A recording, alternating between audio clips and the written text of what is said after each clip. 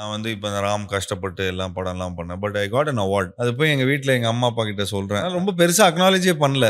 But ஊரே கொண்டாடுது அது. So அங்க you will feel really sync அவுட்டா யூ வில் ஃபீல். அது வந்து மோஸ்ட் அப்செட்டிங்கான ஒரு விஷயம் அது. ஏன்னா நம்ம பல்ஸ்லயே இல்லையே அப்படிங்கிற மாதிரி ஒரு ஃபீலிங் ஒண்ணு இருக்கும். அது comes with family, comes with friends, comes with இது. அது அது after point of time realise பண்ண ரொம்ப கூடயே இருக்கும்போது அந்த பாயிண்ட் ஆஃப் வியூல அது பெருசா அதை எடுத்துக்கிறது இல்ல. You'll have nothing to talk about it. I guess after a point of time, அது அவங்களும் அதை வந்து சாதாரணமா எடுத்துக்கிறாங்கங்கிற மாதிரி தான் இருக்குங்கிற மாதிரி ஒரு மேபி feeling. அவங்க வந்து யூ கேப்பபிள் ஆஃப் மெனி மோர்னு நினைச்சிட்டு நீங்க அது பாருங்க, நீங்க பயங்கர பாசிட்டிவா இருக்கீங்க.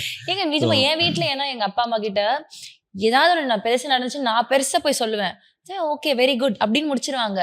அது நம்ம வந்து மத்தவங்க எல்லாம் வந்து சூப்பர் சூப்பர் சூப்பர்ன்பாங்க. பட் அது நம்ம கரெக்டான வேலிடேட்டே பண்ண மாட்டாங்க. எக்ஸாக்ட்லி என்னடா நம்மளோட லவ்ட் ஒன்ஸ் தானே வேலிடேட் பண்ணும். அவங்களுக்காக தானே இதெல்லாம் நம்ம பண்றோம்.